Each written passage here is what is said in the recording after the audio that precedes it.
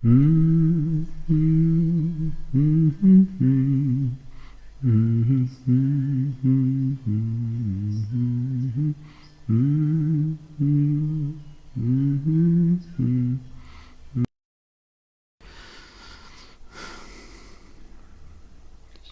is he doing?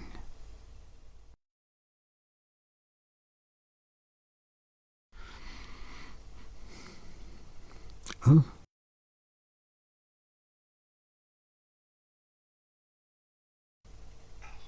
Oh no.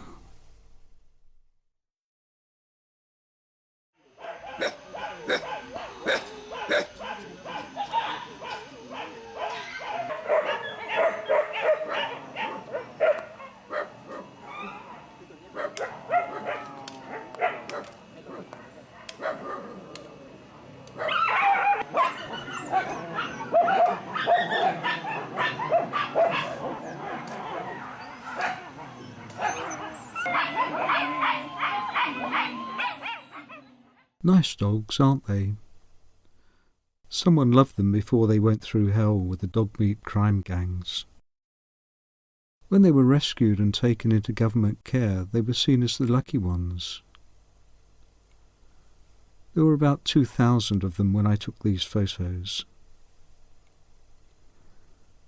I felt like crying when I saw the pitiful few left alive, sick, beyond even despair, dying in a filthy cage on the Myanmar border.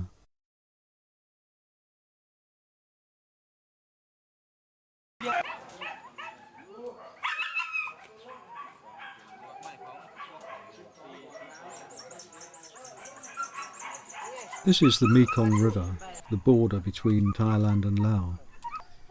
It's the wet end of the smuggling routes that start at Ban Tarer, the centre of the illegal dog meat export trade, and end in the dog-killing places around Hanoi. Police have grabbed Thai dog traffickers. Now the brutalised dogs, packed 8 or more to a small cage, are being rescued and trucked away.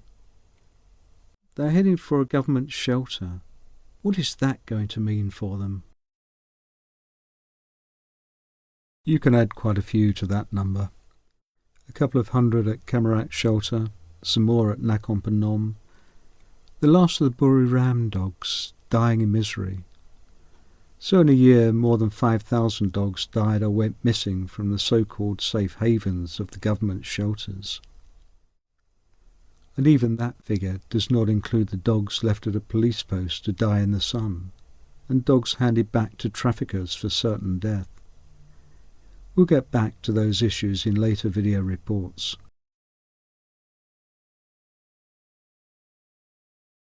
This is northeast Thailand, also known as Isan, where the dog export trade is organised. These black crosses represent the routes for the illegal exports. This is Ban Pang, north of Nakhon Phanom, the old Mekong smuggling route that's still used.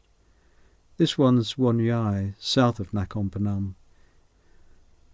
And that's Ban Tarer near Sakon Nakhon, where the whole lot is organised. That's the centre of it all.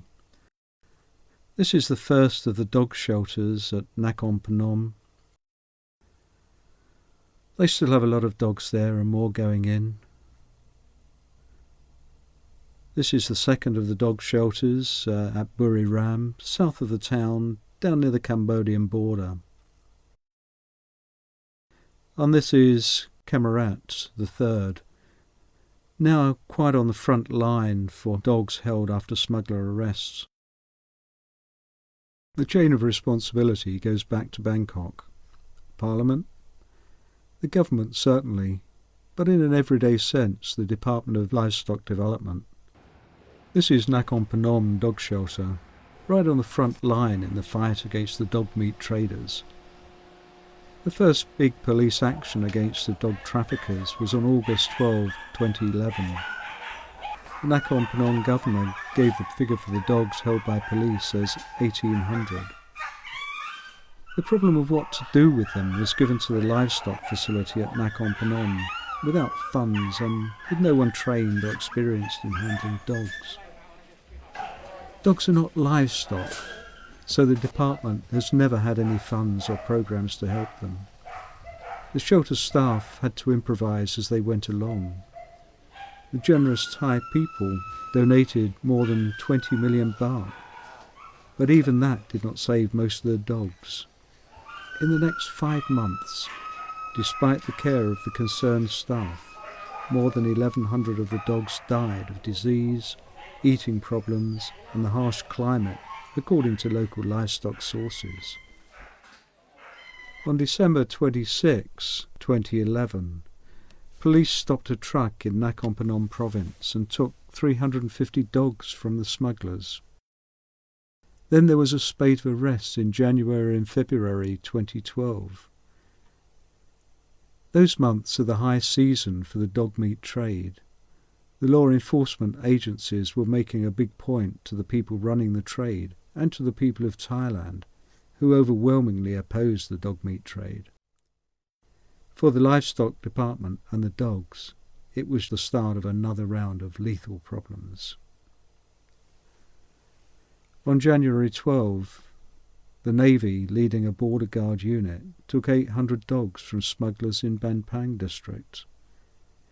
The next day, police took 500 dogs from traffickers in a roadside stop, and the following day they found another 500 left in a wooded area. In March, 47 dogs arrived at Nakhon Phanom shelter after a bust in Mukdahan province. If you add these together, you can see that the number of dogs that went to Nakhon Phanom shelter from August to March totaled around 4,000. How many of those survived?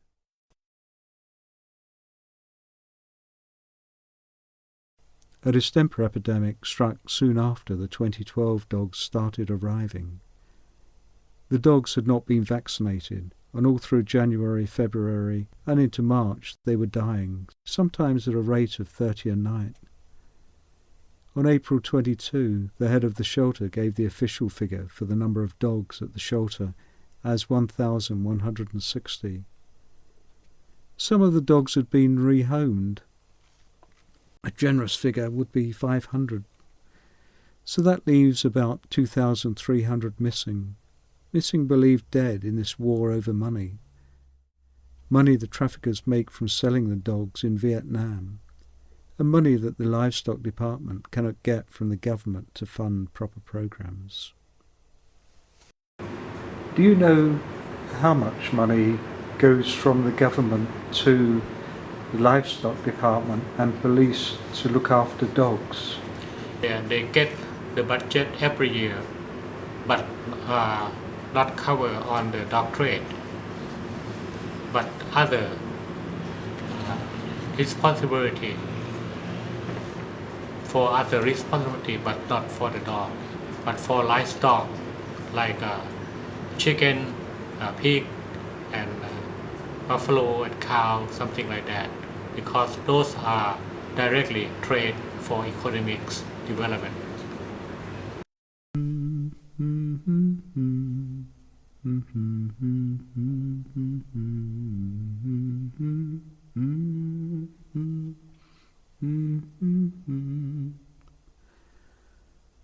They were certainly beautiful dogs that were sent to Buri Ram shelter. And this is what happened to them. This, death, missing without trace. Who knows the truth of it all? But these are the facts from the documentary investigation. The story of the Buri Ram tragedy began on January 12, 2012, when police raided a dog holding centre in the Ban Tarer area. They found, according to first reports, 5,000 dogs, but that was a wild guess, and the next day the police used the figure of 1,500 dogs in court proceedings. That was a more considered estimate, but it was wrong too.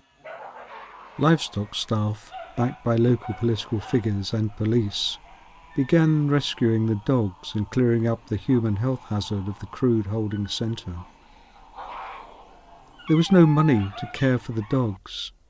The provincial budget had nothing. The livestock budget had nothing. The police had nothing. So the top players in this determined rescue dug into their own pockets and bought food for the dogs. They were fed on day 2. Livestock staff documented the scene. They carefully counted the dogs, the survivors who had not escaped in the first hours of chaos. The figure was 1,968. Nakhon Phanom shelter, less than an hour away, could not take the dogs, and on day 3 of the rescue the Sakon Nakhon provincial governor ordered the dogs to be sent to Buri Ram shelter down on the Cambodian border. Technically, the police are responsible to the court for the dogs, but in this case they handed over responsibility for their lives to the livestock department. The provincial chief vet watched every move to make sure the dogs had the best chance of survival. At 2 p.m. on day 3, the first of 2 provincial trucks left for Buri Ram with 673 dogs on board, and at 8 p.m. the second left with 615 dogs. On day 4, 2 livestock trucks left with 680 dogs bound for Buri Ram. So far so clear. The Sakon Nakhon livestock vets count was 1,968 rescued. They'd sent trucks with specific numbers of dogs. The total sent was 1,968. Mr. Paisan, the head of the Buri Ram shelter, said he had received 1,900 dogs from Sakon Nakhon. Months later, when most of the dogs were dead and the rest dying, the Livestock Department's Bangkok headquarters said that only 1,300 dogs had been sent by Sakon Nakhon's livestock staff to Buri Ram shelter. All the dogs that had been taken into Buri Ram shelter towards the end of 2011 were reported to have died, at least 300. When I visited the shelter on February 15, it was a happy place. Kind staff, food being donated, rice meals being prepared for the dogs unable to take the dried food, shaded areas, lots of space in a huge enclosure, but no vets, no vaccinations, and no funding for the care of the dogs. The head of the shelter refused money donations. They had to go through the livestock website. Food donations included a truck full of rice. But it was all an illusion, wasn't it? The dogs, happy for the moment, were in lethal peril. On February 14, the day before my visit, another 184 dogs had been trucked in after police caught more traffickers. This took the total number of dogs in the shelter to 2,152. A few months later, in mid-June, when Sakon Nakhon staff and Bangkok volunteers visited the shelter, only about 350 dogs remained. That means 1,800 dogs had disappeared, and there was worse to come. When I visited the shelter 3 weeks later, there were only about 20 very sick dogs to be found. This was Buri Ram shelter on July 6, just 3 weeks after livestock staff and Bangkok volunteers saw around 350 dogs. It was strangely silent. The whole place, home to 2,000 dogs just a few months earlier, was empty apart from maybe 20 very sick dogs. No staff except a kind girl who gave us water but knew nothing. Not even any dogs hanging around outside. It looked like it had been cleared out. In the cage, these poor creatures. I looked for a place where the dogs might have been buried. There was little evidence of that. Most of the bodies, the shelter head said later, had been taken away by the livestock team dealing with dead animals. So what did happen to the dogs, especially the last 300 or 400? Mr. Paisan said the dogs had run away or died. He said he had looked after them well, spending his own money on buying food for them. At first he had been given help from other livestock facilities, and there were generous donations of food, but the staff were withdrawn and the food stopped coming. He called on the government to give money to support dogs in livestock care. He also guaranteed that none of the dogs, alive or dead, went back to the dog meat trade, but he could not say where the last of the dogs had gone. In Sakon-Nakhon, where livestock staff did everything possible to save the dogs when police arrested the traffickers, there was shock and disbelief at the news that the last of the dogs had vanished. They contacted the Bangkok headquarters for an explanation. From Sakon-Nakhon, the trail led to Bangkok, which has a thriving animal welfare protest lobby.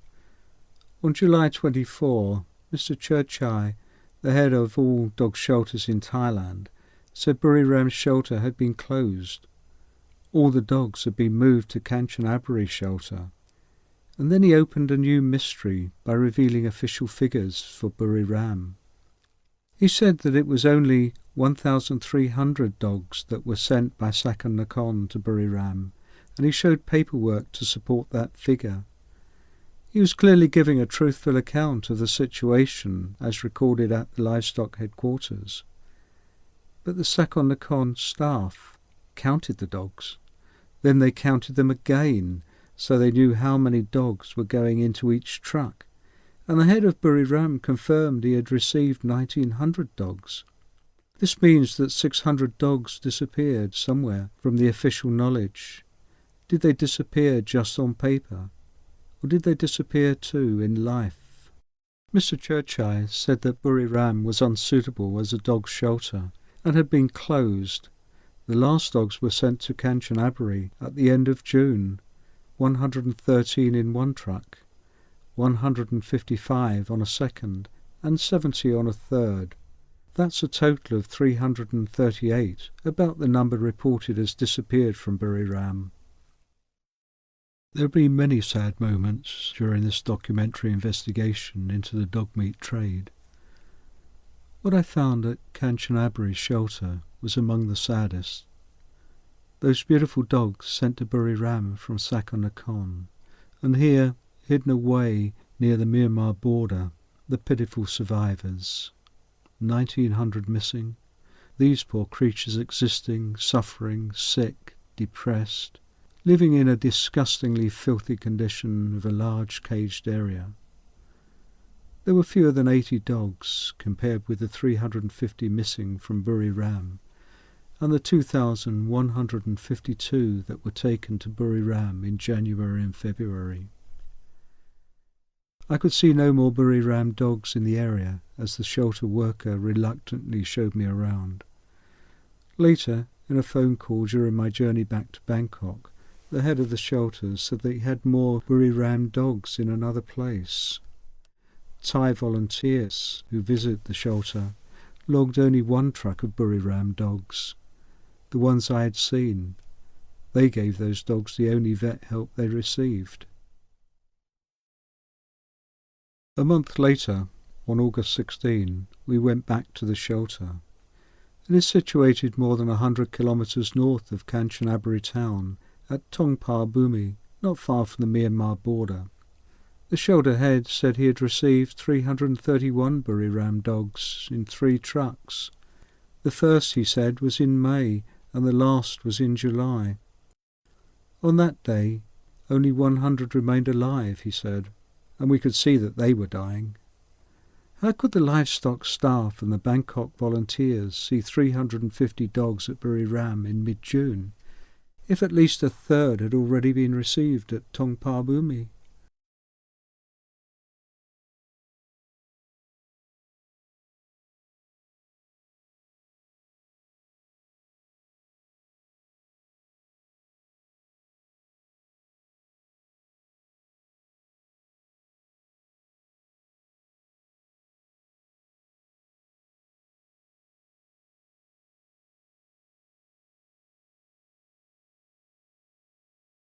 I wonder if a child is still looking for this poor dog. Or maybe an adult is searching, desperately hoping the dog meat criminals have not stolen a loved companion. The dogs are dying and their owners are suffering too. The investigation found many cases of this. The grandmother desperate to find the child's dog that she was looking after when it was stolen. The people who drove from one end of Isan to the other to find their dogs. The parents who lost their grown-up daughter's wonderful companion and the daughter's 4-day hunt among the rescued dogs. She did not find him. The atrocities against the dogs are also atrocities against the people. There are tears through most of Thailand as witness to that.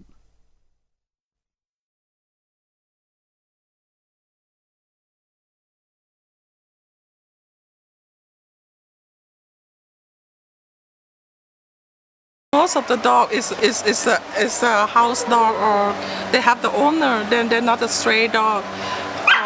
So usually they used to live in house. They never live like in the forest or outside like this. So they have the problem with the feeding, problem with the lifestyle, and it's very hard for them to cope with the sun and the temperature that's so hot like this. So that's one of the reasons that some of the dogs have been some of the dogs dying so quickly, not only from the infections but from malnutrition and from the stroke from the hot temperatures. There's many problems. Since most of them are house dogs, they are not stray dogs. So look, and some of them very small. I think I saw a lot of them that only less than 1 year old. Some of them are like 3 or 4 months old, and they had a lot of. Some of them are pregnant. Like last week, there are one dog that's pregnant and give 10 baby, and all of them are dying, already dead. 10 baby. Do they look like the kind of dogs that people would give away or sell? I don't think so. Most of them are cute and good looking, good marking. And I think they hunger for their owner because they like this. They need a hug. And I don't think that anyone will throw this dog away. And I think like that there's an owner that looking for their dog. Like this morning there are a family that looking for that dog. And they're quite sad because they couldn't find their dog. So love me, love my dog. You leave the road too long to break up. Love me, live my life and travel through this land. I can't live afraid. I promise that before we started. So love